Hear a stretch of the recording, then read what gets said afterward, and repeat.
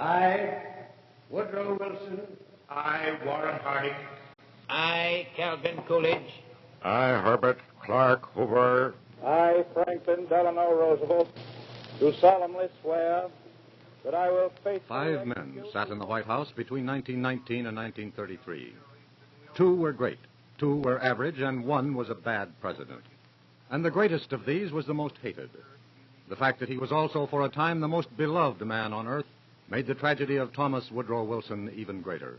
The world must be made safe for democracy. When Wilson went to Europe the first time, the world's heartbeat was with him.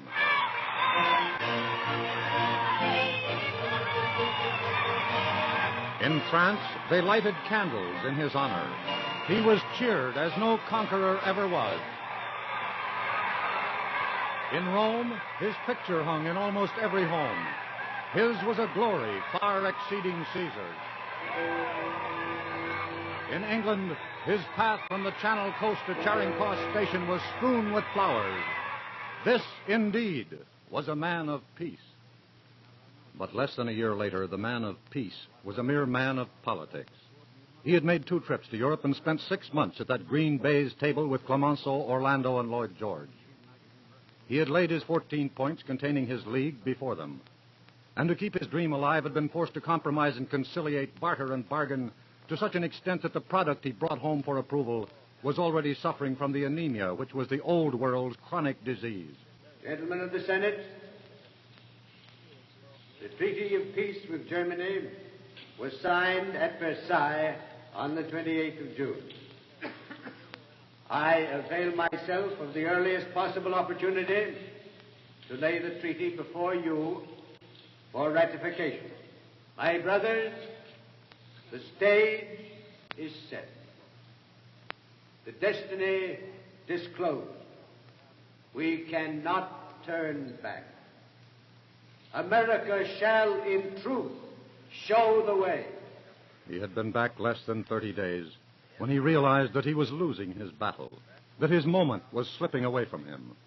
Although a majority of the American voters and most newspapers favored the League, Senator Henry Cabot Lodge had marshaled sufficient forces of jingoism to kill it. So, for the first time in a non-election year, an American president boarded a train and took his fight to the people. I have not come here to debate this treaty. It speaks for itself, if you will let it. I am going to expound it, to urge you here in Columbus to assert the spirit of the American people in support of it. Do not let men pull it down. And the opposition followed him across the country. Senator William Borah in Chicago. It took George Washington 7 years to gain independence from George III. And now, my friends, they want to give it back to George V. The president made as many as 5 and 6 speeches a day, but he was smiling less now. I can predict with absolute certainty that within another generation there will be another world war if the nations of the world do not concert this method by which to prevent it. The crowd roared, "Impeach Wilson," as Hiram Johnson shouted, "He is asking us to hand American destiny over to the secret councils of Europe. It is the duty of the senators of this nation to keep America American."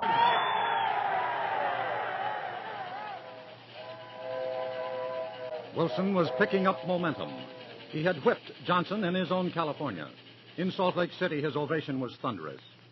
On September 25th, he made his 40th speech in 22 days. It was his best one, and it was his last. Again and again, my fellow citizens, mothers who had lost their sons in France have come to me and taken my hand and said, "God bless you, Mr. Mr. President, I advise the Congress of the United States to create the situation that led to the death of their son. Why, my fellow citizens, should they pray God to bless me? Because they believe that their boys died for something that vastly transcends any of the immediate and palpable objects of the war. They believe.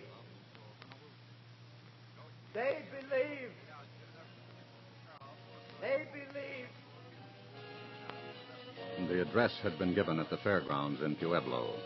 But that night, the president left without visiting the livestock exhibition. He boarded the train for Wichita, but the Presidential Limited never stopped in Kansas. With shades drawn, halting only to change engines, it hurtled on to Washington. There, a few days later, he suffered an apoplectic stroke. Now he was dying. On March 19th, the Senate dealt the treaty and the League the final death blow. The vote was 15 short of the needed two-thirds majority, with many Wilson supporters voting against the watered-down version. The nation was almost without a president now. The gates of the White House remained closed, the windows dark. The customary flow of visitors dwindled to an occasional pilgrimage by an old friend. His kingdom, his power, and his glory were gone. Perhaps William Allen White put it best. With calumny rampant around him, he tasted the ingratitude of his republic, the statesman's ancient cup of hemlock. No wonder that on the high and empty altar, where the flame of his fame was quenched, and the coal-charred ashes were strewn, he lay helpless, while the high priests of the temple cut out his heart.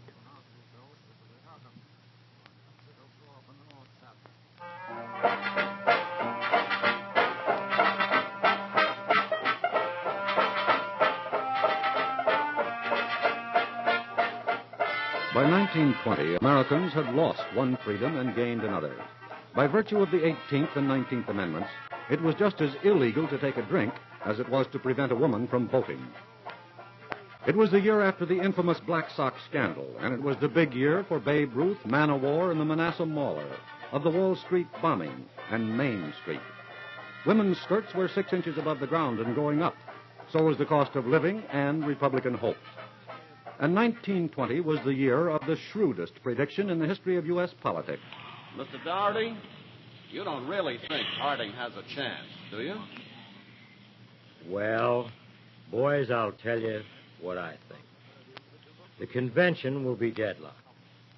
After the other candidates have failed, we'll get together in some hotel room, about 2:11 in the morning.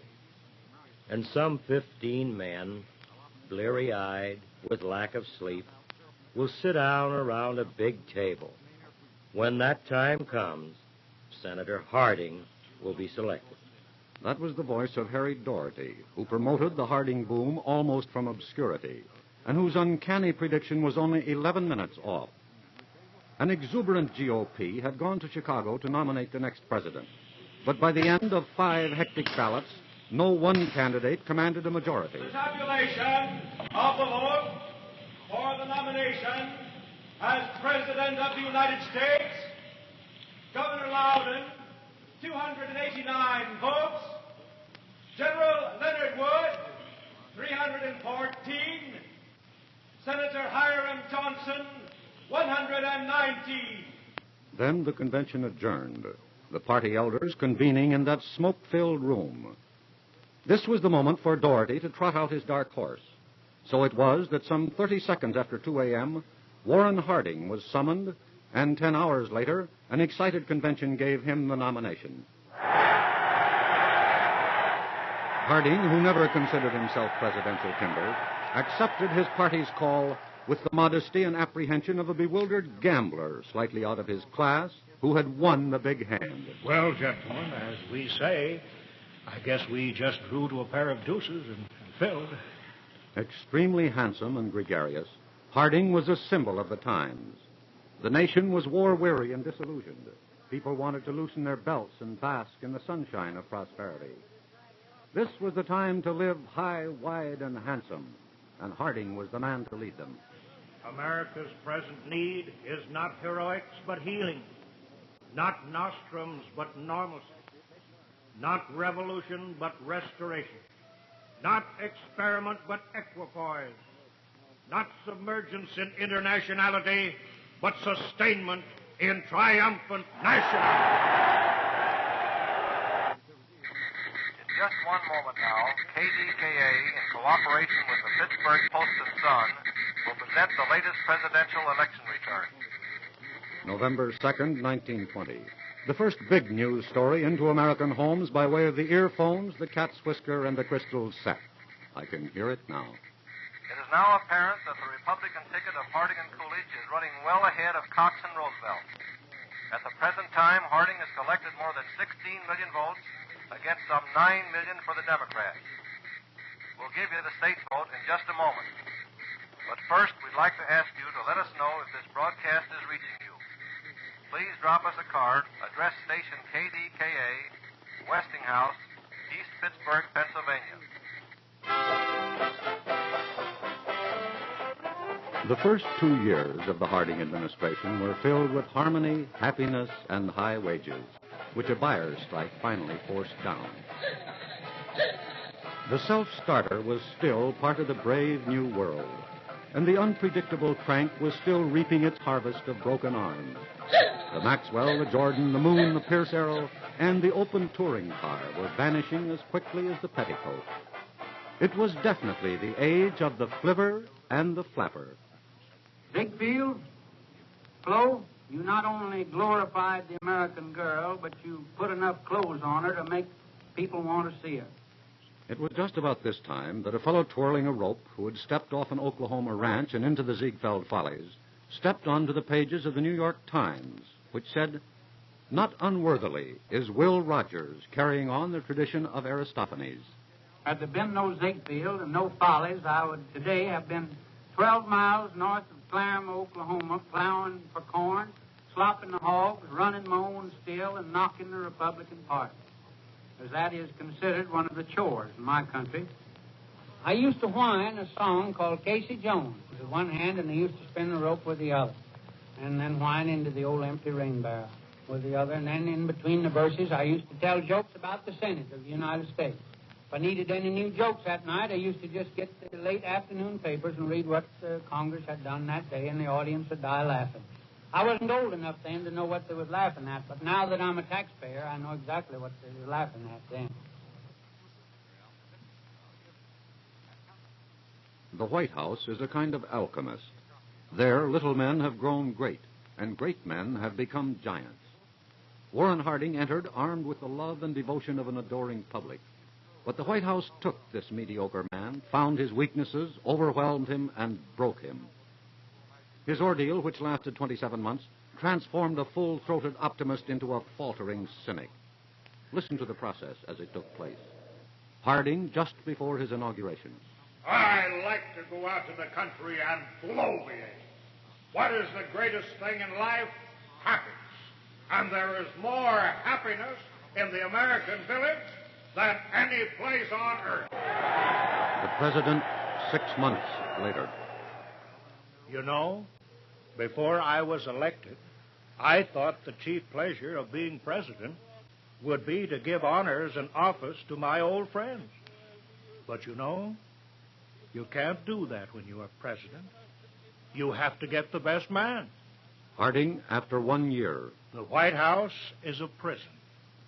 I can't get away from men who dog my footsteps. I'm in jail. Harding, after 18 months. I am a man of limited talents from a small town. I don't seem to grasp the fact that I'm president. After 26 months. In this job, I'm not worried about my enemies. It's my friends who are giving me trouble. On July 24th, 1923, the late afternoon papers showed that Rogers Hornsby was leading the National League with 399. and that Anaconda Copper had closed at 42 1/4. The president was resting comfortably at the Palace Hotel in San Francisco after an attack of indigestion. And Calvin Coolidge, in the most anonymous job in the world, was fishing in Vermont. At 7:30, Harding's secretary, George Christian, was standing before a large audience in Los Angeles, reading the speech the president had been scheduled to make that night. The president continues. I am a confirmed optimist as to the growth of the spirit of brotherhood. We do rise to heights at times when we look for the good rather than the evil in others. Ladies and gentlemen, you must excuse President Harding. The president is dead. In the East, the radio stations and theaters had been closed down for hours. As the bell of the Congregational Church in Plymouth, Vermont, tolls the hour, an oil lamp flickers on in the small white cottage of John Coolidge, a justice of the peace. While most of the nation sleeps, 8 people witness the inauguration of the 28th president. Raise your right hand. Do you, Calvin Coolidge, solemnly swear? I, Calvin Coolidge, do solemnly swear that you will faithfully execute the office of the President of the United States. That I will faithfully execute We awoke the next morning to read the black headlines and plunge into national greed. Bishop Manning of New York seemed to speak for the nation. Our beloved President is dead. If I could write one sentence upon his monument, it would be this. He taught us the power of brotherliness. May God ever give to us leaders as faithful, as wise, as noble in spirit as the one whom we now mourn. But slowly the wheels of our democracy began to reveal what Harding had discovered in his last 2 months in office. This committee intends to pursue further the story of Teapot Dome. In his desire to be loved, Harding had experimented in government by friendship, and his friends had robbed him of his name and destroyed all will except the one to die. Listen now to Senator Thomas Walsh of Montana as he plodded his way through the polluted oil of the Teapot Dome scandal. Mr. Fall, your reason for not calling for bids on these oil fields was what? Business, purely. I knew I could get a better price without calling for bids. That's Albert B. Fall. Harding liked him for his stories about the Southwest, wanted to appoint him to the Supreme Court. Mr. Fall, what about your relations with Mr. Sinclair and Mr. Doheny? Did you ever receive any compensation for the oil leases at Teapot Dome or Elks Hill? I never suggested any compensation, and I received none. And what about your new ranch in New Mexico and the $100,000? The gentleman from whom I obtained it was the Honorable Edward B. McLean of Washington, and it was a loan. I never approached E.L. Doheny or H.F. Sinclair. But Senator Walsh plodded on. After months of questioning, he got McLean to admit that the $100,000 did not come from him. The climax of the investigation came when oilman Doheny, who made millions out of the lease, returned to testify. I regret that when I was before your committee before, I did not tell you what I am now telling you. I wish to inform the committee that on the 30th day of November, 1921, I loaned to Albert B. Fall $100,000 to purchase a ranch in New Mexico. How did you transmit the money to him? Remember, you're under oath. In a satchel. Who acted as messenger? My son. Mr. Doheny, you're a man of large affairs and big business transactions. Was a satchel not an extraordinary way of remitting money to Mr. Fall? I have remitted more than $1 million in that way in the last 5 years. You must realize, Senator, that the amount of money I was loaning my old friend was no more than $25 or $50 to the average man. And you don't think there was any impropriety in loaning money to an officer of the government with whom you'd had large business transactions? No, there is nothing. Mr. Doheny, Just a minute, Senator. There is nothing extraordinary about me.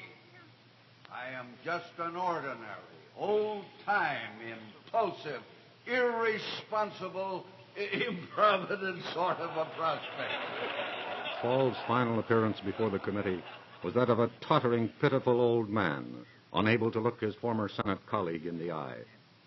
I decline, on advice of counsel, to answer any more questions on the ground that it may incriminate me. Fall went to the penitentiary eventually. Sinclair served 2 sentences for contempt of court. Doheny was indicted, but eventually acquitted.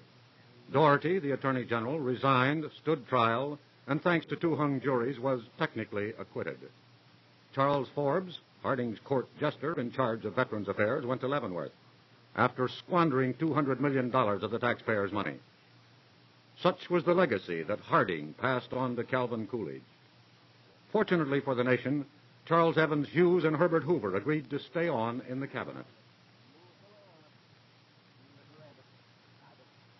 Alabama has 24 votes for Oscar W. Underwood. By 1924, there were 2.5 million radio sets, and that summer, Americans heard their first political conventions. A chaotic Democratic convention at Madison Square Garden droned on for 10 days and 103 ballots. Underwood, whose name became a nostalgic milestone, was never in the running. Al Smith and William Gibbs McAdoo, the favorites, so exhausted themselves and their supporters over the issues of prohibition in the church that when the 103rd ballot gave the nomination to John W. Davis, the party was ruptured and exhausted. Calvin Coolidge slaughtered them at the polls in November. My fellow countrymen, the business of America is business. And business was good in America. Coolidge, beginning his first full term in office, was the undisputed high priest of prosperity. He was calm, cool, and silent.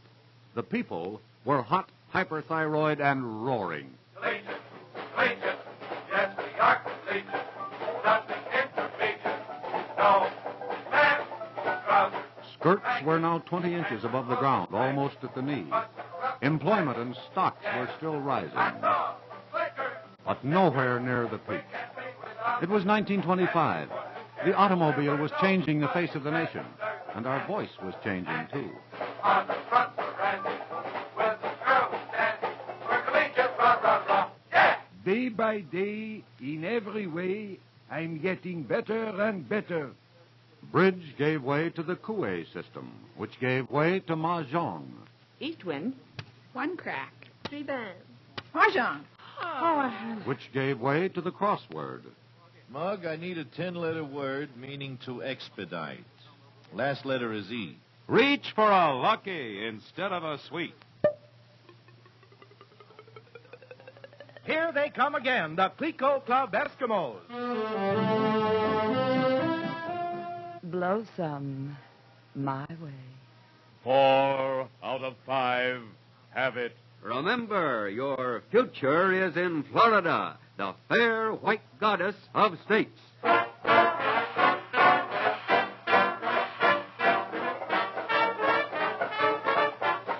The Charleston craze, the black bottom, the flapper, the raccoon coat, an entire lexicon of new words. Oh, yeah? Says you. Lousy, bathtub gin, Freud, Izzy and Mo, the $1 Million Baby, breach of promise, booze, bobbed hair, and the blues.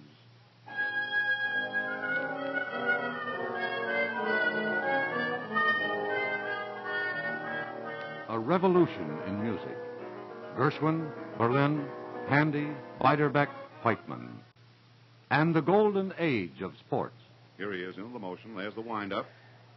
Here's the pitch. It's a slow curve low, and the Babe swings. It's a long one going out toward right center. Stengler's backing up against the wall. He can't get it. It's in there. Another home run for the Bambino. So the Babe hits his second homer of the day.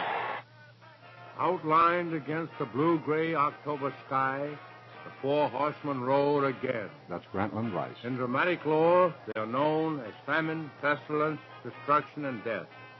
Their real names, however, are Stooldrare, Miller, Crowley, and Layden. They form the crest of the South Bend Cyclone. And in country stores and speakeasies, Americans argued about payment of the war debts. President Coolidge said, They hired the money, didn't they? Let them pay it. I don't propose to make merchandise out of American principles. But while the favor of America is not for sale, I am willing to make concessions for a chance to do a little profitable economic and moral rescuing.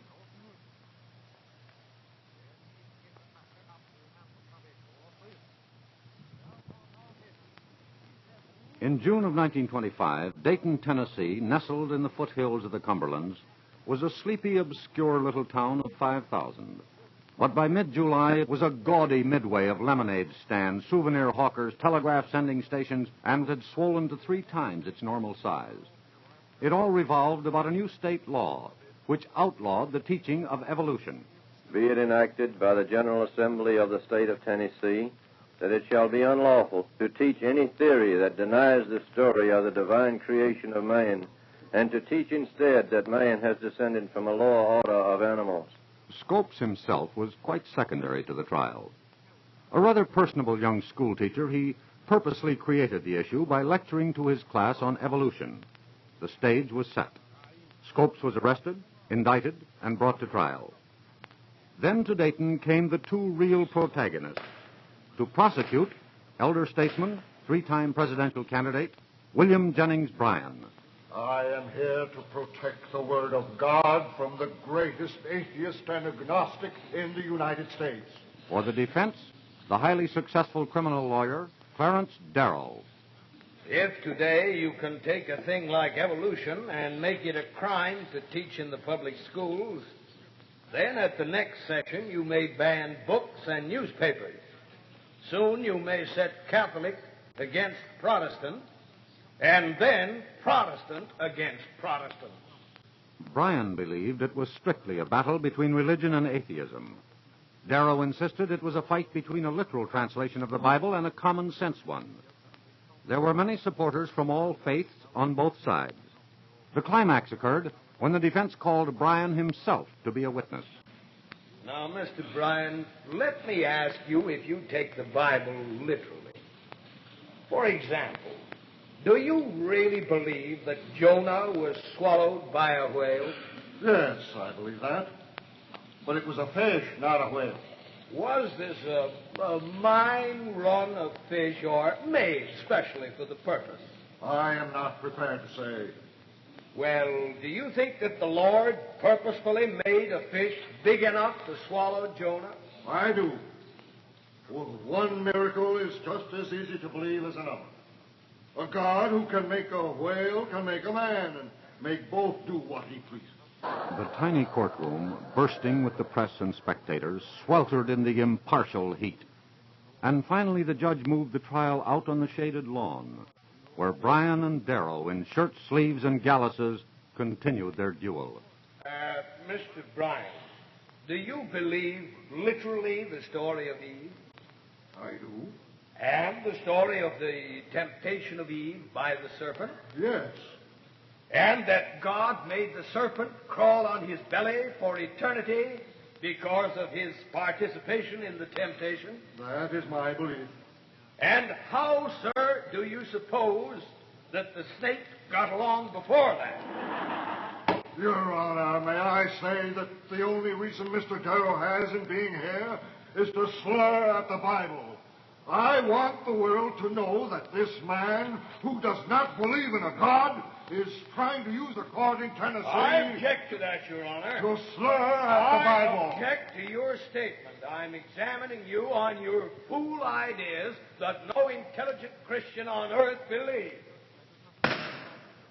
Order the jury. Scopes was found guilty and fined $100, which the Baltimore Sun paid. It was a humiliating final hour for the great commoner.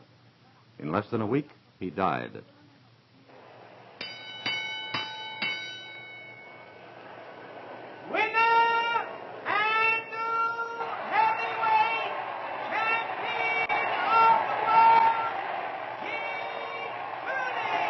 Dempsey had fought them all. Willard, Firpo, Carpentier. Now in the ring of the Sesquicentennial Stadium in Philadelphia, Father Time and a master boxer named Tunney had caught up with the perfect fighting machine which was William Harrison Dempsey. As he stood there in the warm rain, his face battered, swollen, and purple, he met fame halfway, and for the first time gave his followers something to love him for. Honey, I guess I just forgot to duck. A year later, Dempsey crawled into the ring for the return match with the new champion. It was Dempsey's last fight, Tex Rickard's biggest gate, and $1 million purse for Tunney. Good evening, ladies and gentlemen of the radio audience. This is Graham McNamee speaking from NBC. Most people remember Graham McNamee's description of that famous seventh round. Coming out there, leading up. He comes into Tunney with both hands. Doesn't do any damage. As they come out of the clinch, Tunney's right catches Dempsey on the face. Then Tunney shoots a hard left to Dempsey. Gene follows that up with more left to Jack's jaw, and Dempsey comes back with a hard right to Tunney's face. Gene felt that, ladies and gentlemen. Dempsey comes on through with a terrific right. He's got Tunney against the rope. There's another right landing on the champion's jaw. A barrage of left and right, and Tunney is down. Dempsey's on the other side of him. The referee has not yet begun to count. He has now 5, 6, 7. Dempsey's waiting for him. 8. Tunney's up. Tunney's up on 9. The fight's continuing. Tunney's backing away. He's backpedaling. He looks a little groggy. Dempsey's coming in, trying to get to him, but he's backpedaling. He tries a long left. It doesn't matter. Dempsey, with victory only seconds away, neglected to go to a neutral corner. The referee, in delaying the count, gave Tunney 4 revitalizing seconds. Tunney managed to stay on his feet, wore his panting pursuer to a frazzle, outboxed him, and at the final bell remained the heavyweight champion of the world.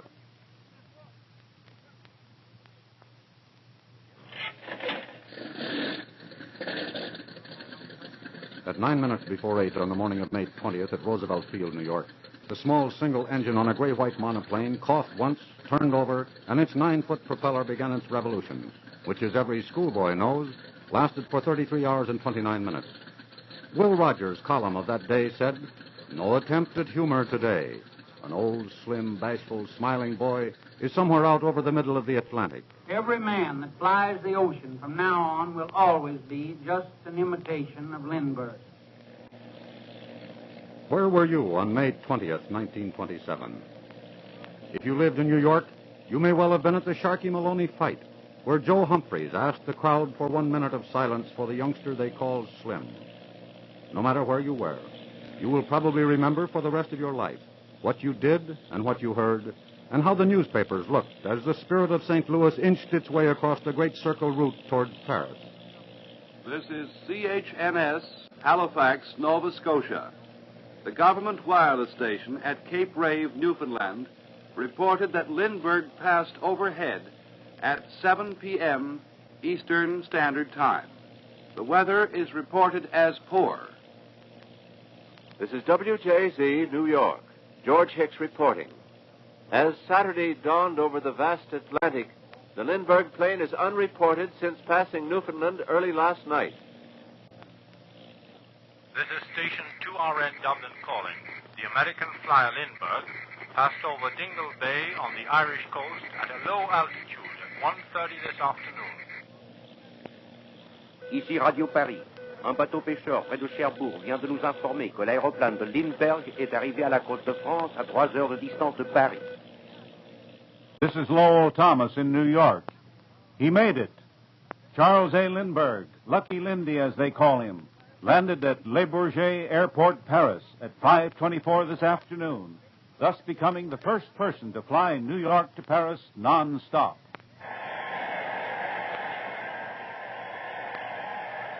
At Le Bourget, crowds lifted the slender, shy Midwesterner on their shoulders.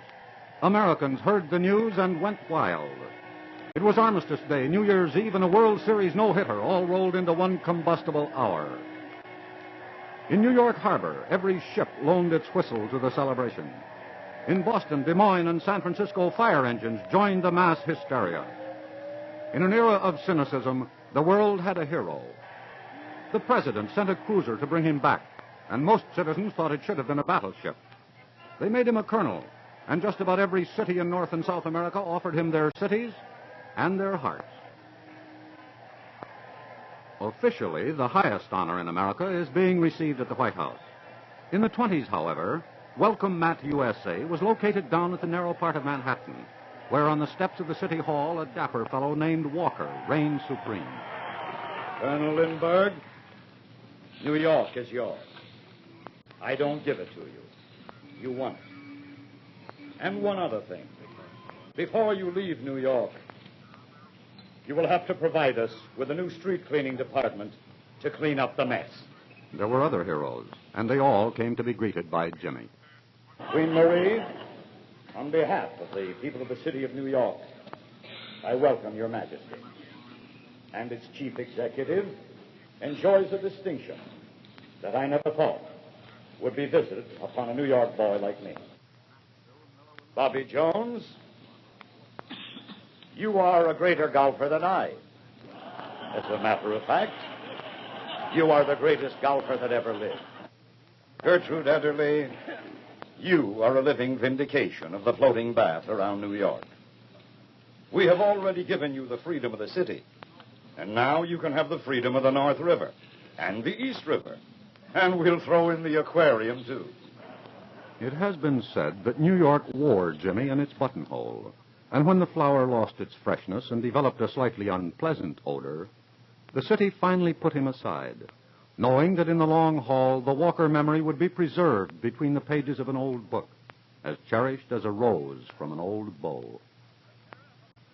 Tonight, August 23rd, 1927, the longest death watch in journalistic history ended at Charlestown, Massachusetts.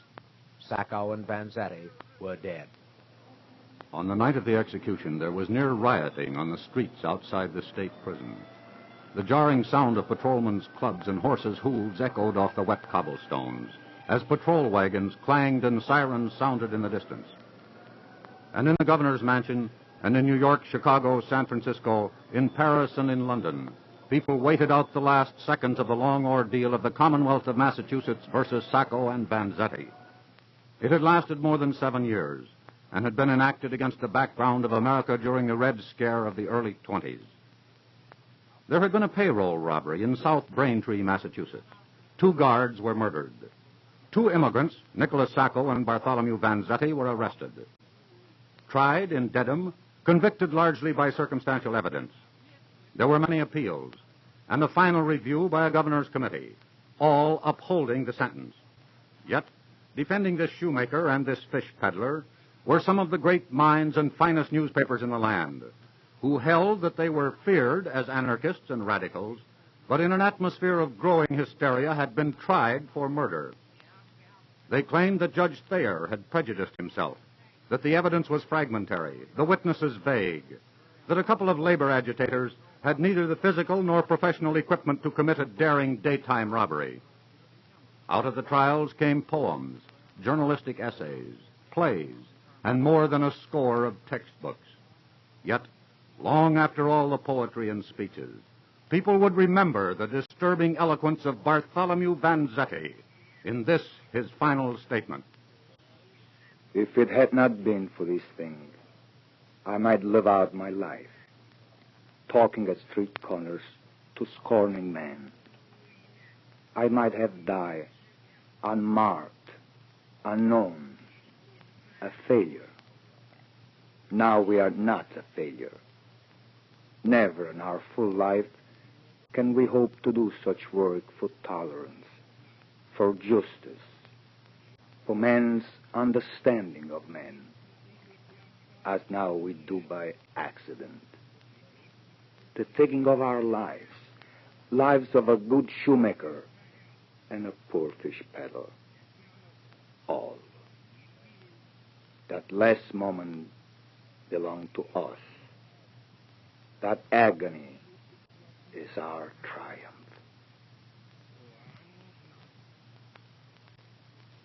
Since that fateful morning of January 16, 1920, when the consumption of alcoholic beverages had become illegal, a new kind of institution had sprung up in the land. Hello, suckers! The speakeasy became an American habit and a billion-dollar industry. Because it was illegal to drink in public or anywhere, the citizenry of all ages entrenched themselves almost nightly in dark, dingy cellars, where against a background of bad murals, pockmarked bouncers, and stale air, they forced the human body to swallow some of the most corrosive poison ever consumed by man or woman. Madam, I give you my word. That's genuine 5-year scotch. Got it off the boat myself just this morning. Almost everybody drank this stuff. The classy joints ran theirs through the Coast Guard's meager defense lines. The dives got it from the Alki cookers. The stuff simmered in grape pots in Grandpa's basement, in the boarded-up brewery down the street, and in 25,000 illegal stills. Best moonshine in Carolina. Made it myself. And, as always, there were new words and phrases for the new pastime. Noble experiment, Jersey lightning, hijacking, clip joint, red ink, needle beer, the rum runners, 12-mile limit, sawed-off shotguns, scoff laws. You're going for a ride, protection, and one of the vilest words in the American language. You see that fellow over there? That's Al Capone. Al Capone was a bull-necked, ruthless, loathsome, syphilitic man who became more powerful than the mayor of Chicago. By controlling the sources of Chicago's alcohol, Capone built an organization of racketeers which controlled the nightclubs and speakeasies where it was drunk. The slot machines, narcotics, and brothels it bred. Everybody talked about Scarface Al. The working press wrote some courageous pieces about him, and the Dutch Schultzes and the others. But nobody knew what to do about them. And besides, these were the roaring 20s, and it was more important to know what Consolidated Can closed at, and would Shipwreck Kelly break the flagpole sitting record. What you doing, Andy? Hello there, Amos. Just checking my bank account here. 6 million, 8 million, 12 million. Check and double check. There was Amos and Andy, and there was a husky voice from Spokane with considerable promise. Oh, please, lend your little ear to my plea. Lend a ray of cheer to my plea. Tell me that you love me too. And a handsome young man from Maine who had already arrived. My time is your time. Your time is my time. Hi-ho, everybody. This is Rudy Valley. And the great Ziegfeld with Rio Rita, Showboat, and 2 other hits on Broadway at one time. And F. Scott Fitzgerald, Henry L. Mencken, the Ku Klux Klan, Hemingway, George Bellows, and Amy Semple McPherson. Sister Amy McPherson, baptizer, 100,000 out here every Sunday. Of course, it's the same 100,000 she uses every Sunday, but that's not bad baptizing, is it? That's baptizing. She's got a ducking machine here where you duck 50 at a time. But the big question of 1927 was whether Silent Cal would take another whack at the presidency. I do not choose to run for president in 1928. Sanders, please have 25 copies of that made for the press. There are those in the Republican Party who will tell you that Coolidge wanted the 1928 nomination and launched his trial balloon to precipitate a draft. If such was the case, the stampede to Hoover must have broken his heart. Hoover made his race on the prosperity ticket. 2 chickens in every pot. Given a chance to go forward with the policies of the last 8 years, we shall soon, with the help of God, be in sight of the day when poverty will be banished from this nation. At the Democratic Convention in Houston, Franklin D. Roosevelt nominated his old friend, the governor of New York. We offer one who has the will to win, who not only deserves success, but commands it. Victory is his habit. The Happy Warrior, Alfred E. Smith. Al Smith was a product of New York's East Side. He had risen from the Fulton Street fish market to be borough sheriff, and for 4 highly successful terms, governor of New York. His campaign for the presidency was dynamic, colorful, and was fought against enormous odds. Now let's look at the record.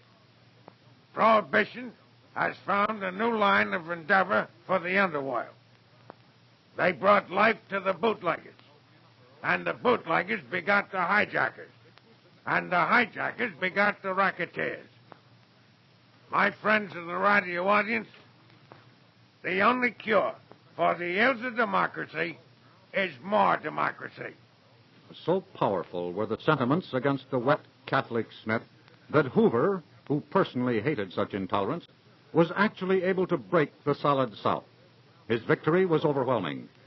The Brown Derby even lost New York.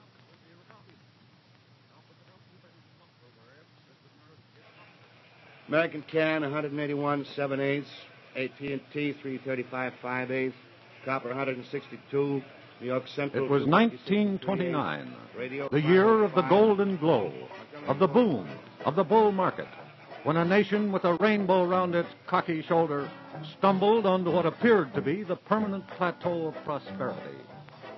The capital was still in Washington, but the nation's pulse was to be felt where 2 swollen arteries named Broad and Wall Streets met. There, the stock market reflected a nation's fever. Everyone played the market. The financial page was read by more people than the sports page. Your barber and your cab driver talked about the kill their cousin had made in copper. And everybody talked about margin. At 10 o'clock on the morning of October 24th, the traditional bell sounded across the exchange, and another day of trading got underway. General Electric, 315. General Electric, 310. But by 11 o'clock, it was apparent that this was no ordinary day. This was to be Black Thursday, and for a number of well-known stocks, no buyers could be found at any price. A constricting ripple of fear spread over the startled floor and to every corner of the nation. Margin. You'll have to put up more margin. Few of the millions of people who were playing the market owned their stocks outright. Most of it was on margin. And to do this, more than $6 billion had been borrowed from banks and brokers who would be forced to call if panic seized the market. Margin. Must have more margin.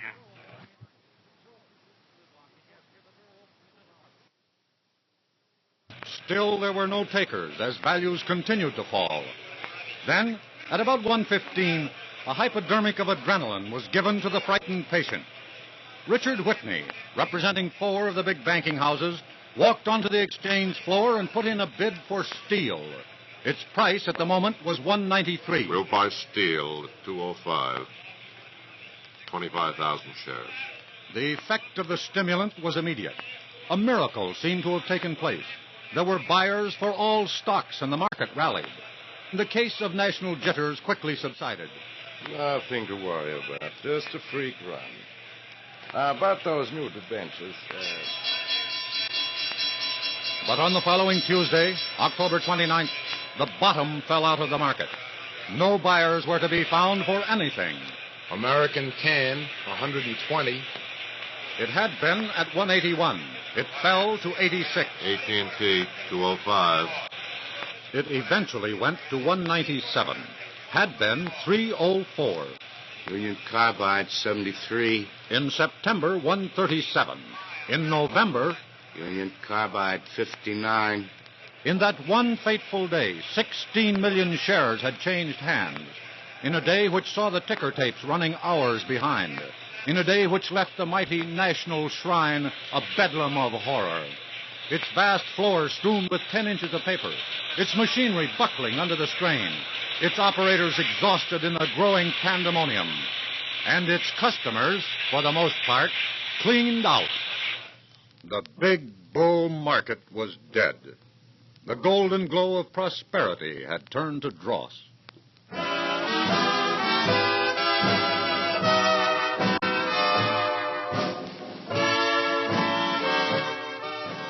But the disease was by no means localized.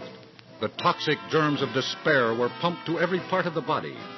The arteries of commerce were clogged, with 5,000 bank failures. 45,000 miles of railroads fell into bankruptcy. Big business that didn't fail retrenched and contracted, and the disease raced on to the capillaries and the cells. 12 million unemployed. More than 500,000 farms lost as farm prices fell 75%. 1930 brought the droughts to the eroded plains. 1931 brought the bread lines and the soup kitchens and the apple sellers and more unemployment. 15 million now. In 1932, federal troops were forced to fire on the bonus marchers who had encamped in Washington. Defiant farmers stood in line with shotguns to fight off tax foreclosures. The citizens of the richest nation in the world watched its lifeblood turning to water, unable to digest the produce of its burgeoning storehouse. This, indeed, was total depression. This is Robert Trout at our election headquarters in the newsroom in New York. The results of the 1932 election now appear to be certain. The ticket of Roosevelt and Garner has won a clear-cut majority over the Republican ticket of Hoover and Curtis. And so the United States has a new president. He will not take office, of course, until next March the 4th, when on the steps of the Capitol, Chief Justice Hughes will administer the oath to Franklin Delano Roosevelt. President Hoover, Mr. Chief Justice, my friends, this is a day of national consecration. And I am certain that on this day my fellow Americans expect that on my induction into the presidency, I will address them with a candor and a decision which the present situation of our people impels. This great nation will endure as it has endured, will revive and will prosper. So first of all, let me assert my firm belief that the only thing we have to fear is fear itself.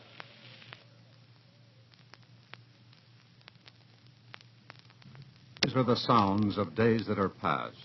We record a new dimension of history, a scrapbook of sounds from 13 years of violence and achievement, part of the greatest mass adventure man has yet undertaken. A voice can cut through the hazy fog of time and bring yesterday's images sharply into focus. Do you recognize this voice? We'll hold the distinction of being the only nation in the history of the world that ever went to the poorhouse in an automobile. That was the voice of Will Rogers, trying to teach America how to laugh its way through a depression. 1933 was dark all over the world. Japan was already in Manchuria, and the League of Nations was dying in Geneva. In Germany, the Reichstag fire was history. So was the Weimar Republic.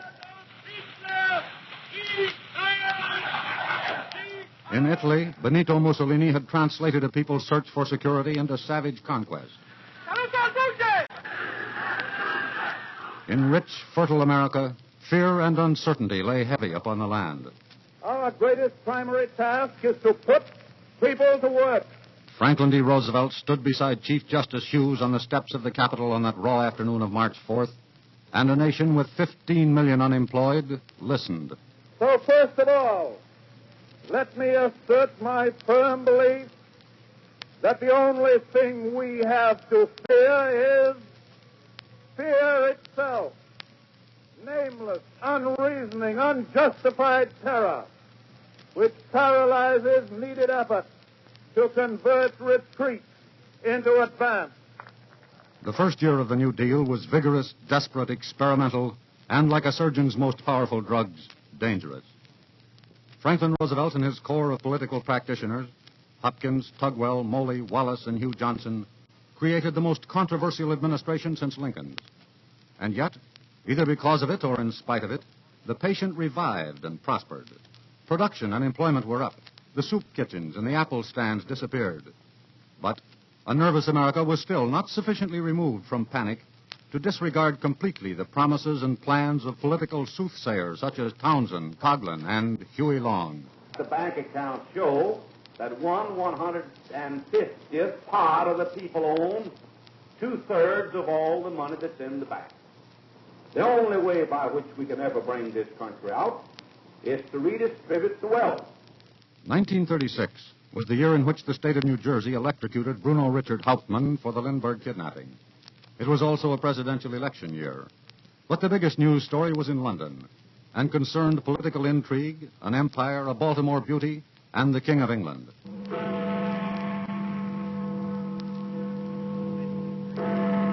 On the night of December 11th, as Big Ben tolled the hour, London cinemas were deserted, New York subways empty at their usual rush hour. In Eugene, Oregon, and Johannesburg, you could hear the world quiet down. This is Windsor Castle. His Royal Highness Prince Edward. At long last, I am able to say a few words of my own. I have never wanted to withhold anything. But until now, it has not been constitutionally possible for me to speak. But you must believe me when I tell you that I have found it impossible to carry the heavy burden of responsibility and to discharge my duties as king as I would wish to do, without the help and support of the woman I love. And now we all have the new king. I wish him and you, his people, happiness and prosperity with all my heart. God bless you all. God save the king.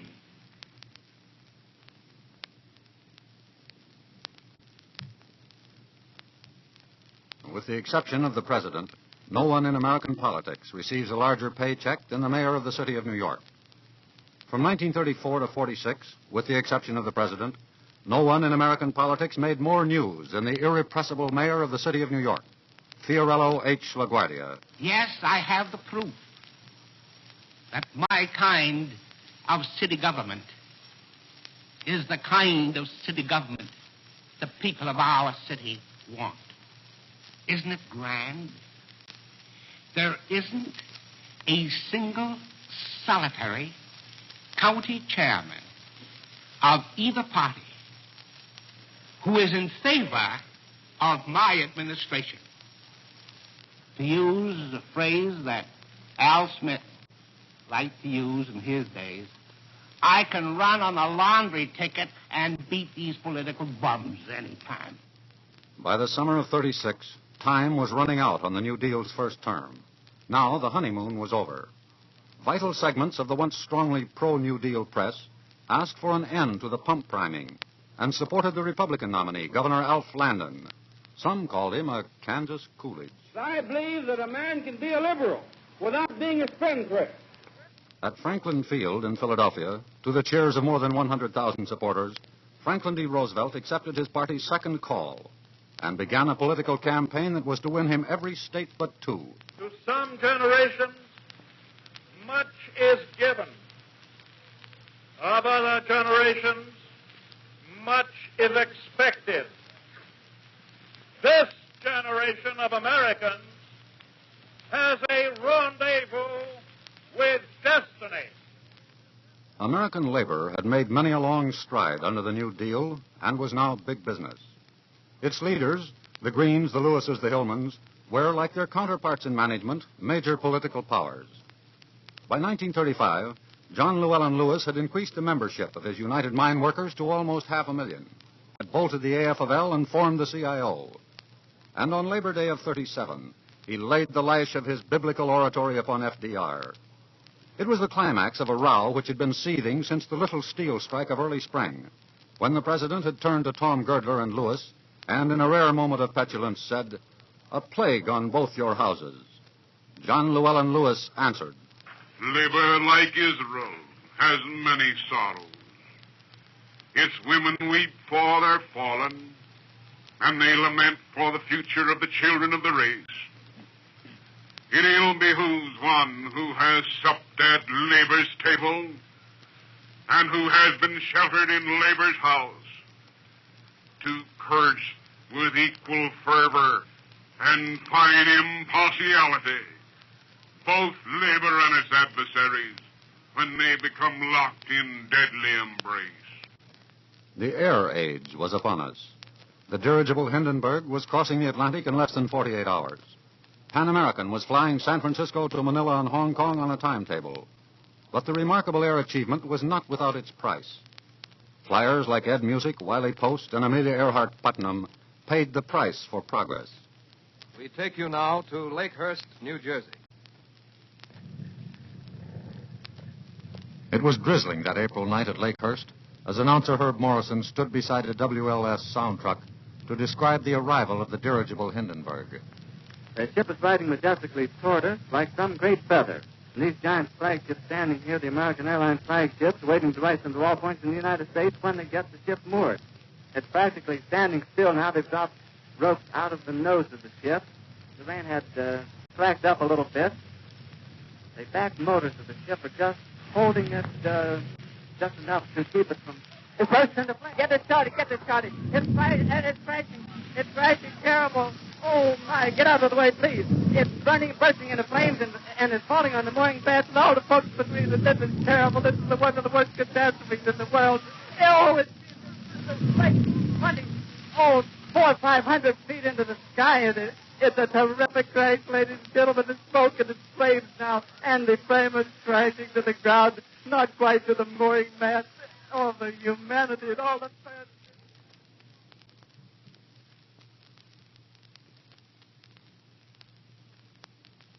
This is Munich, Germany calling.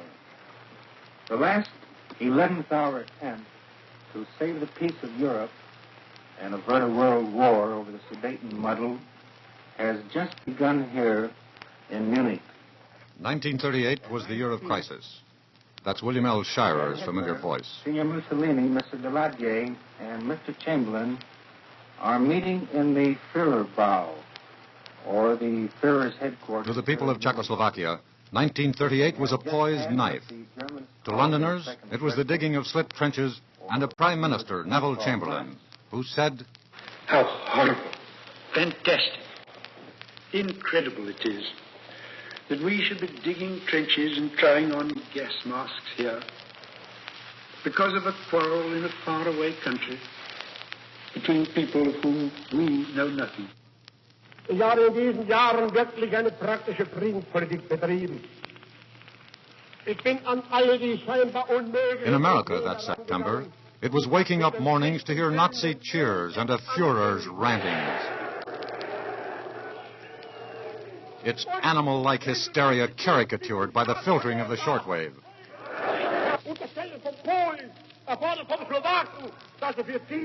For 20 years, he said, German people in Czechoslovakia had to be traitors to their own cause because they were defenseless against Herr Beneš's persecutions. Either Beneš will accept my offer and give the Germans in the Sudetenland freedom, or we will take it. Wieder, 2 Tage später 41.000, dann 62.000, dann 78.000, jetzt sind es 90.000, 107.000, 137.000 und heute 214.000. Czech freedom was swapped for what Mr. Chamberlain called peace in our time. Tomorrow, Parliament is going to meet, and I shall be making a full statement of the events which have led up to the present anxious and critical situation. And first of all, I must say something to those who have written to my wife or myself in these last weeks to tell us of their gratitude for my efforts and to assure us of their prayers for my success. After my visits to Germany, I realized vividly how Herr Hitler feels that he must champion other Germans. He told me privately, and last night he repeated publicly, that after this Sudeten German question is settled, That is the end of Germany's territorial claims in Europe. Weighing 193, wearing purple trunks, outstanding contender for heavyweight honors, the former heavyweight title holder, Max Schmeling. The only defeat the Nazis suffered that year was 3,500 miles west of the Sports Palace at the Yankee Stadium. An American Negro who wouldn't believe he was champion until he had conquered the only man who had ever beaten him. World's heavyweight champion, Joe Louis. Joe Louis versus Max Schmeling. The well-known voice of NBC's Clem McCarthy. Right and left to the head, a left to the jaw, a right to the head, and Donovan is watching carefully. Lewis measures him, right to the body, a left hook to the jaw, and Schmeling is down. The count is 5, 6, 7, 8. The men are in the ring. The fight is over on a technical knockout. Max Schmeling is beaten in 1 round. Yankee Stadium has had many other great moments, but none quite so moving as that when Iron Man Lou Gehrig stepped down after 2,130 consecutive games. I consider myself the luckiest man on the face of the earth. That I might have been given a bad break, but I've got an awful lot to live for. Thank you.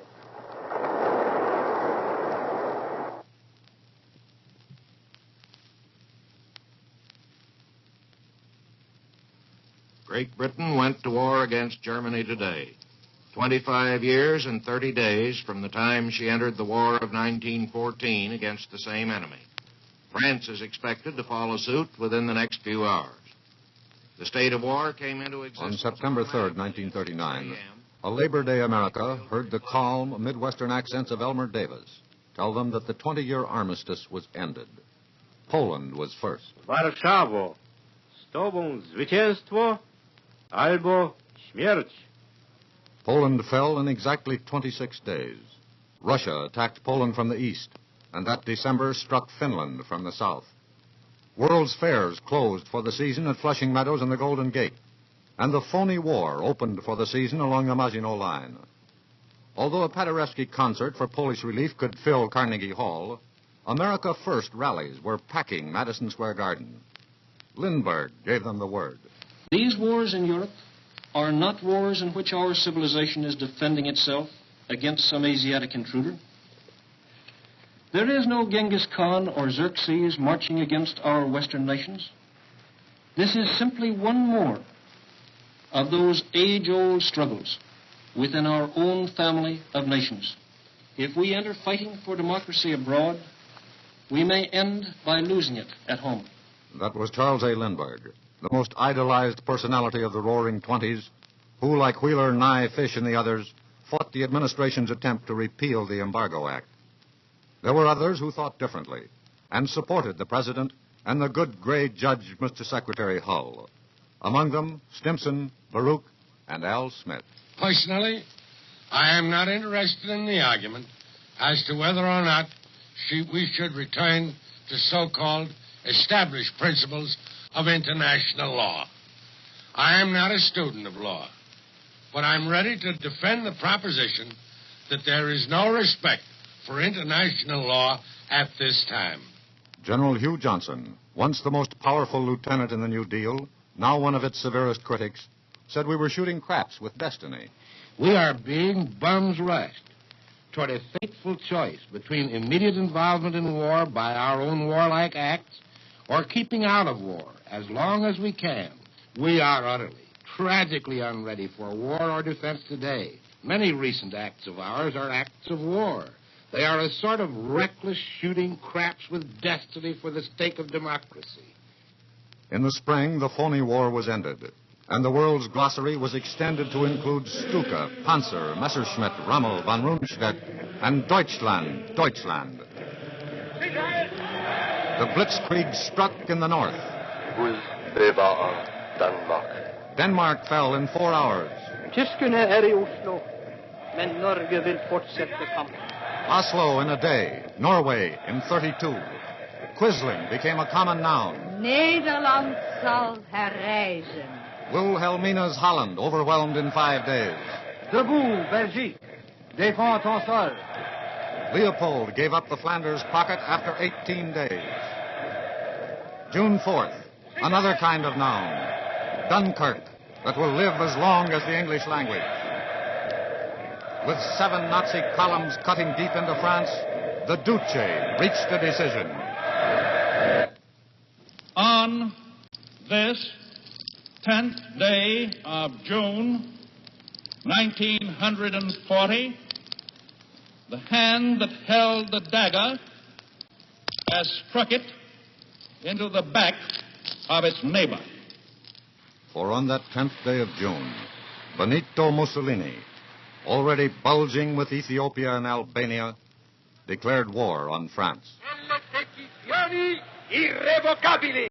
La dichiarazione di guerra è già stata consegnata agli ambasciatori. Popolo italiano, corri alle armi e dimostra la tua tenacia.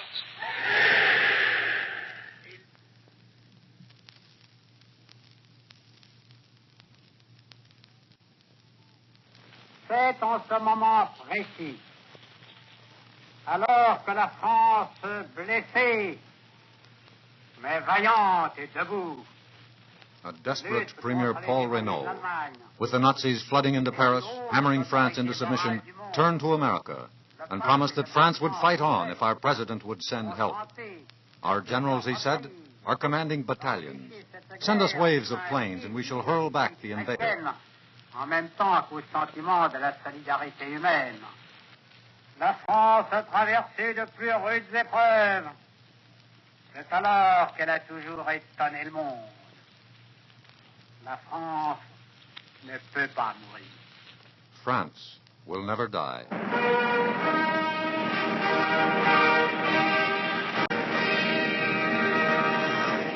That's the Nazi band that Paul Goebbels rushed to the famous railroad carriage in the forest at Compiègne.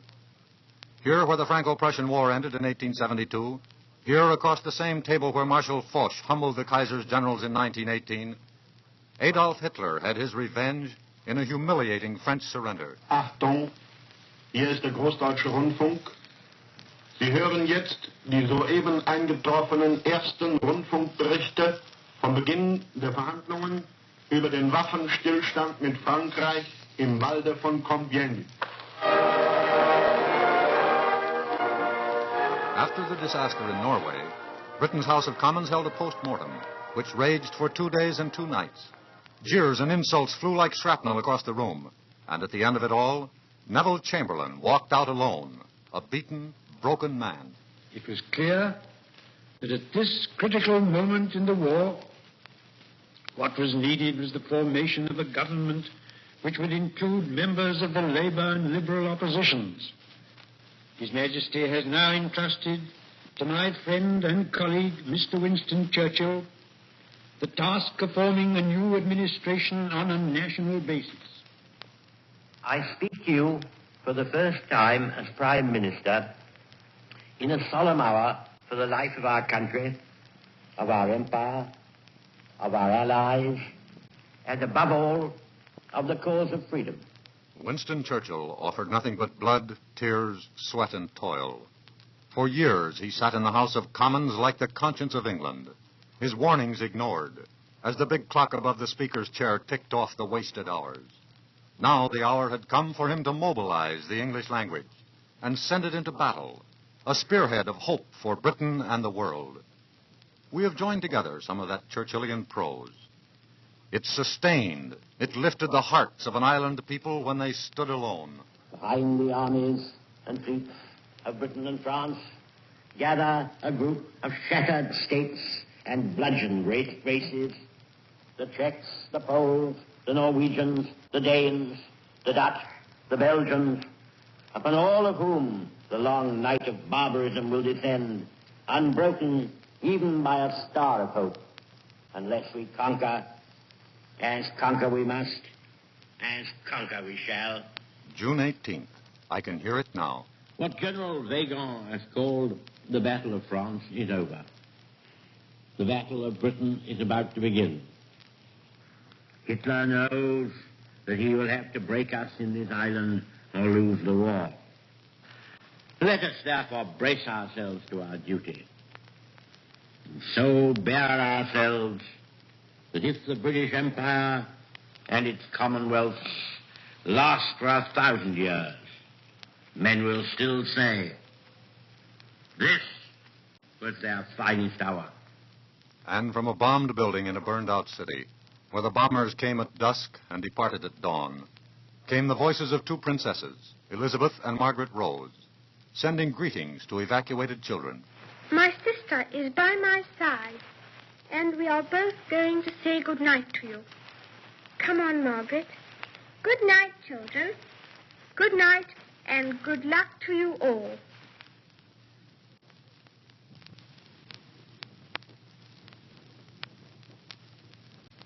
"48 days before the Republicans moved into Philadelphia's Convention Hall to select their candidate for 1940, he was a wealthy corporation lawyer, a political unknown, who had been a Democrat for all but 4 years of his life.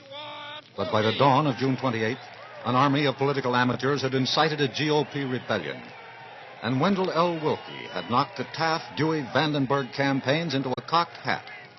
As Chairman Joe Martin put it, out of the hearts of these patriotic Americans came the chant, "We want Willkie." Willkie's hulking Midwestern frame, his shock of rumpled hair, his big gesturing hands, were seen by millions of voters in 51 days and 18,000 miles of the most vigorous campaigning since Teddy Roosevelt. At Elwood, 200,000 fellow Hoosiers heard that hoarse yet vibrant voice accept the nomination.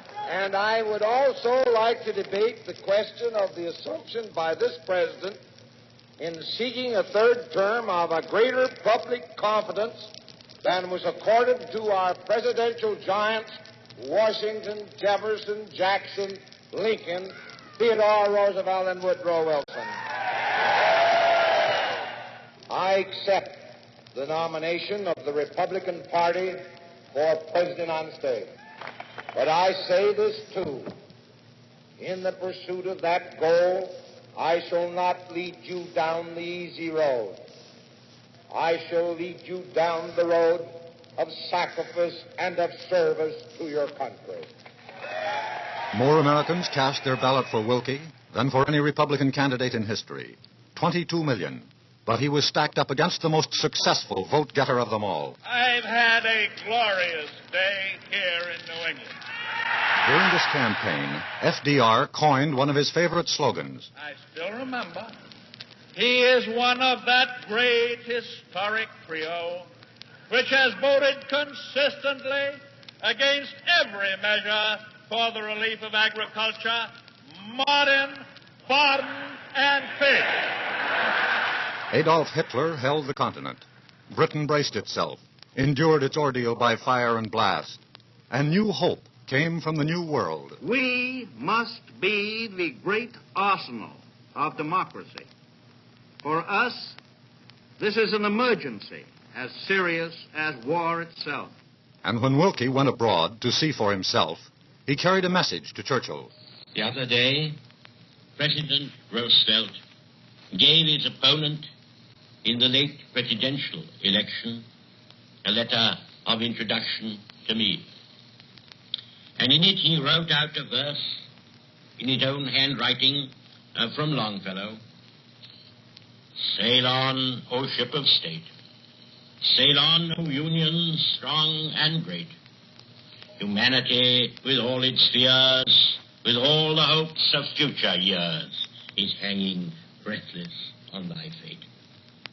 What is the answer that I shall give in your name to this great man? Give us the tools, and we will finish the job. Now there was an embargo on scrap iron shipments to Japan. A month later, Lend-Lease was law. And 9 months later, the Atlantic Charter was born off the Newfoundland banks. Where were you on the afternoon of December 7th, 1941? If your name is Michel Piastro, you are at Carnegie Hall tightening the strings of your violin for the Sunday afternoon performance. If you are Gerald Nye, you are addressing 2,200 America Firsters in Pittsburgh. If your name is Saburo Caruso, you are waiting in the outer office of Cordell Hull. If you are a sailor named Tomish at a place called Pearl Harbor, you and 2,116 of your buddies will be dead when the day is done.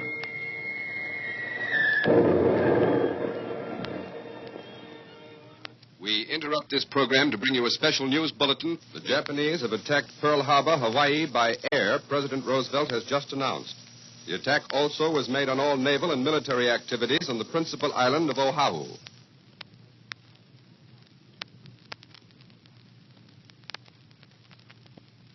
The President of the United States. If your name is Sam Rayburn, you lift your gavel and rap for order as a joint session of senators and representatives, many of them bitter foes of the man on the rostrum, cheer him madly because, like most Americans, they are angry, frightened, and confused. And he is the President of the United States.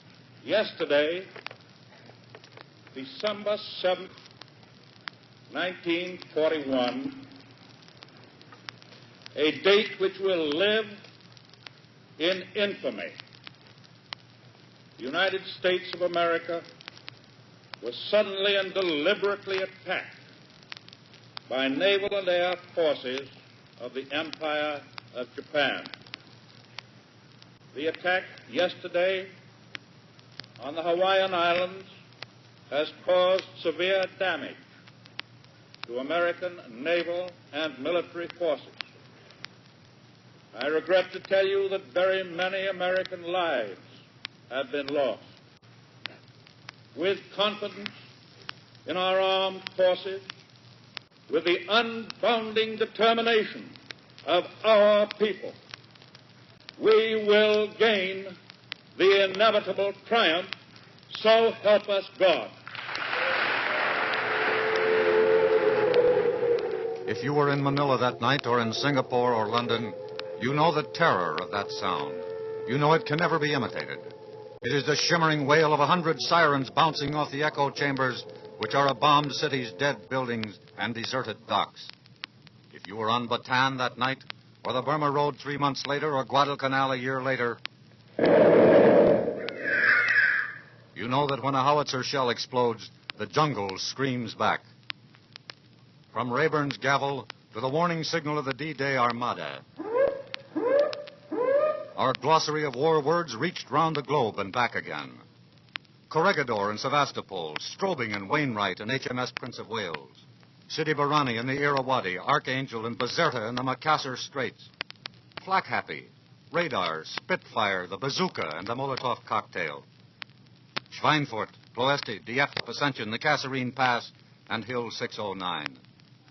M1, JU-88, APO-885, OSS, and Jig Easy Sugar Queen. The Pripet Marshes, the Lido Road, the Slat, the Hump, the Repel Depots, the Piccadilly Commandos, and a beach called Anzio. The Memphis Belle, Geronimo, Wild Bull, the Fighting Lady, and the ceremonious pealing of Big Ben. The discordant bong of our little Liberty Bell on D-Day.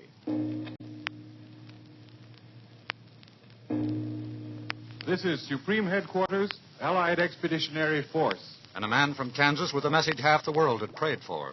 General Dwight D. Eisenhower. People of Western Europe. A landing was made this morning on the coast of France by troops of the Allied Expeditionary Force. This landing is part of the concerted United Nations plan for the liberation of Europe, made in conjunction with our great Russian allies.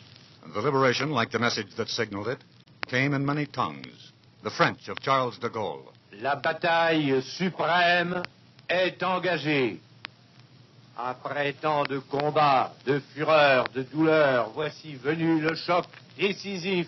And a Polish foreign minister in exile. Żołnierze, lotnicy, marynarze Polacy. Wkraczamy w decydującą fazę generalnej rozgrywki I porachunku z Niemcami. Those who were there say King Haakon wept as he spoke to Norway. Landsmenn, som led i den store strategiske plan, som har tatt sikte på frigjøring av Europas undertrykte folk. There were messages from the Dutch, the Danes, the Luxembourgers, and the Belgians. Mes chers compatriotes, les opérations préliminaires pour la libération de l'Europe ont commencé. I call upon all who love freedom to stand with us now. Together we shall achieve victory.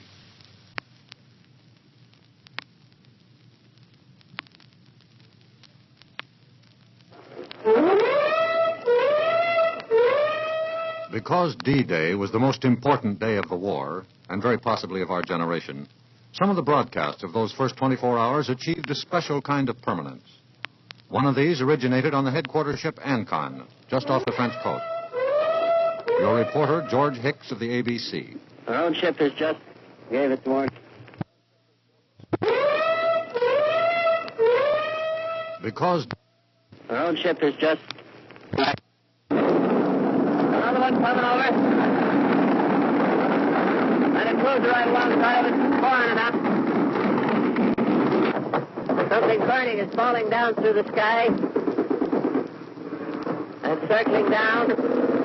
Maybe a hit plane.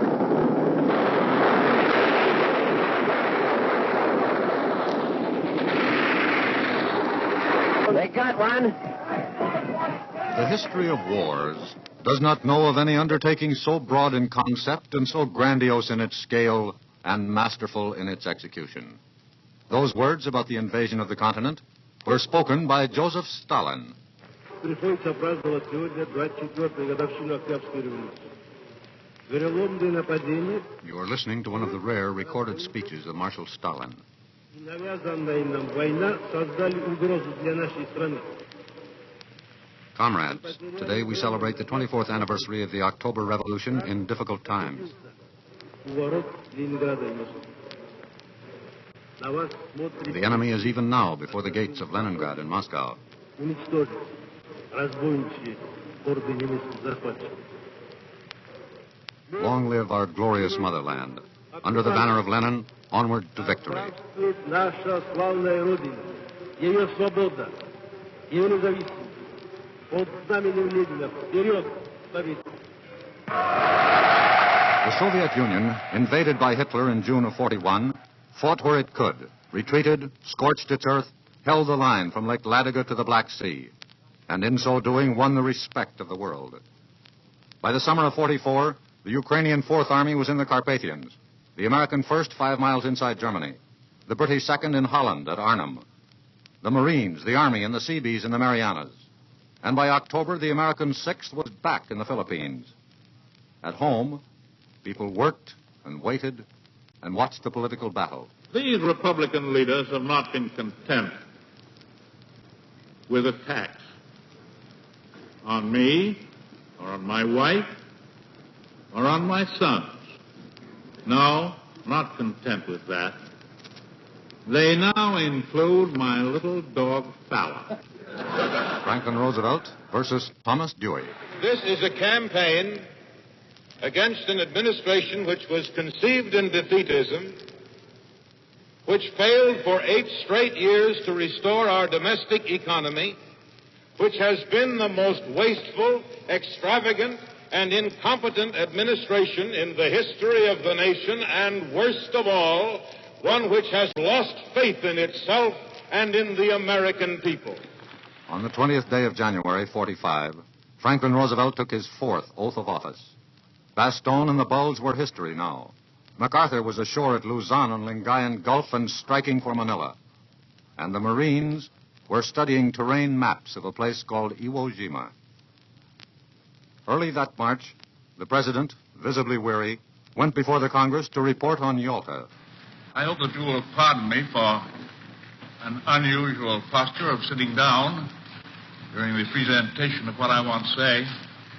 But I know that you will realize that it makes it a lot easier for me in not having to carry about 10 pounds of steel around on the bottom of my legs, and also because of the fact that I have just completed a 14,000-mile trip.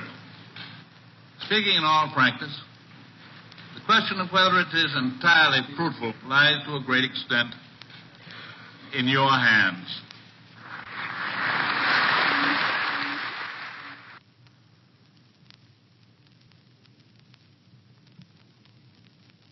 we interrupt this program for a special news bulletin. That's radio's way of shouting extra, as John Daly did late that April afternoon. Wilderness Road. Adventure on the American frontier with the Weston family and Daniel Boone in the exciting days following the American Revolution. We interrupt this program to bring you a special news bulletin from CBS World News. A press association has just announced that President Roosevelt is dead. The president died of a cerebral hemorrhage. All we know so far is that the president died at Warm Springs in Georgia. If you were one of those who loved FDR, and there were many, or if you were one of those who hated him, and there were many, that flash from Warm Springs was as personal as a body blow or a wire from the War Department. Without warning, the central pivot had slipped out of a 12-year era, and you were stunned by this sudden cleavage of time. He had gone down Pennsylvania Avenue many times before. This was his last trip to the White House. A city watched. A nation listened. Arthur Godfrey, an old Washington hand, described it. The drums are wrapped in black crepe and are muffled, as you can hear. And the pace of the musicians is so slow. And behind them, these are Navy boys. And now just coming past the Treasury, I can see the horses drawing the caisson. And most generally, folks having as tough a time as I am trying to see it. And behind us is the car bearing the man on whose shoulders now falls the terrific burdens and responsibilities that were handled so well by the man to whose body we're paying our last respects now.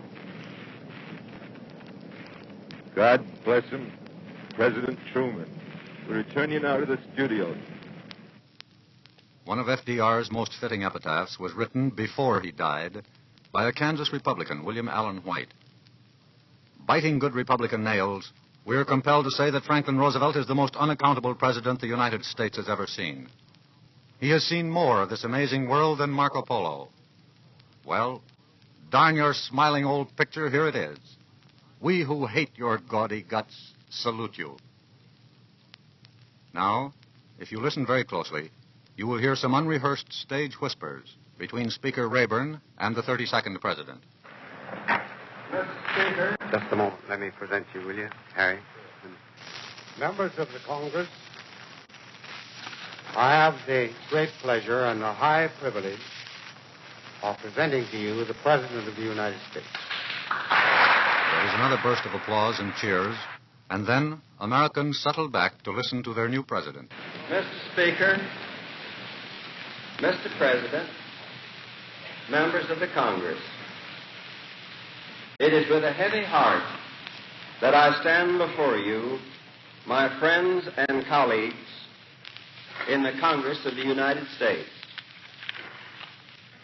Within an hour after I took the oath of office, I announced that the San Francisco Conference would proceed. In the memory of those who have made the supreme sacrifice, in the memory of our fallen president, we shall not fail.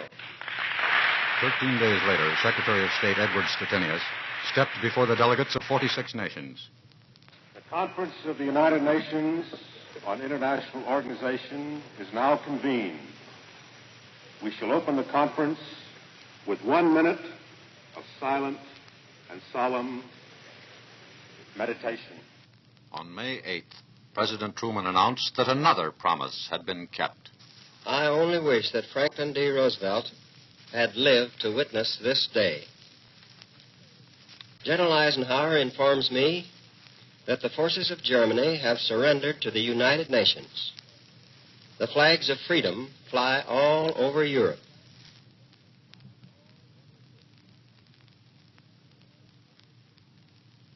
In the days just prior to VE Day, Allied divisions in Germany began meeting the most extreme victims of fascism. Out of death factories, there began to emerge the living, stumbling ghosts of Buchenwald, Dachau, and Belsen. And a new set of initials joined our language, DPs. Albert Einstein, German refugee, class of 33, Enrico Fermi, Italian exile, class of 38, might well have been among them, and we might have lost the Battle of the Atomic Scientists, which had its climax on the island of Tinian on August 6th, 45. Now you are at the world's largest airfield on Tinian in the Marianas. The voice you hear is that of Chaplain William Downey, who stood amongst the target charts, the escape kits, and the stale coffee, and said a prayer for the Enola Gay and civilization. We pray thee that the end of the war may come soon, and that once more we may know peace on earth. May the men who fly this night be kept safe in thy care, and may they be returned safely to us. We shall go forward, trusting in thee, knowing that we are in thy care now and forever. In the name of Jesus Christ, amen. The bomb run lasted 4 minutes. The bomb went away at 9:15.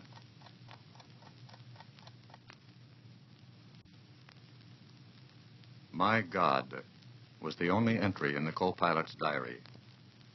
78,150 people died at Hiroshima. Ladies and gentlemen, the President of the United States. The world will note that the first atomic bomb was dropped on Hiroshima, a military base. We won the race of discovery against the Germans. We have used it in order to shorten the agony of war, in order to save the lives of thousands and thousands of young Americans. We shall continue to use it until we completely destroy Japan's power to make war. 7 p.m. Eastern Wartime. Bob Trout reporting. The Japanese have accepted our terms fully. That's the word we've just received from the White House in Washington. This, ladies and gentlemen, is the end of the Second World War. The United Nations, on land, on the sea, in the air, and to the four corners of the earth, are united and are victorious. We got that information on a special line from the White House, and now it's beginning to come in on the wire services, too. President Truman announced it at 7 p.m. tonight, just a minute ago, and now a flash, MacArthur appointed Jap boss over the Emperor of Japan. Where were you on September 2nd, 1945? If you were Jonathan Wainwright, you were on the crowded heavy decks of the battleship Missouri in Tokyo Bay, listening to an old comrade call your name. Will General Wainwright and General Percival step forward and accompany me while I sign? If your name was Douglas MacArthur, you have kept a date made 3,000 miles and 4 years ago. Let us pray that peace be now restored to the world, and that God will preserve it always. These proceedings are closed.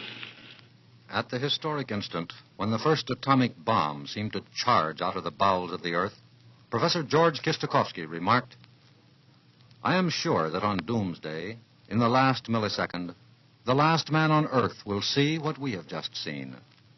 In direct contrast, William Lawrence of the New York Times felt as though he were present at the dawn of creation when the Lord said, "Let there be light."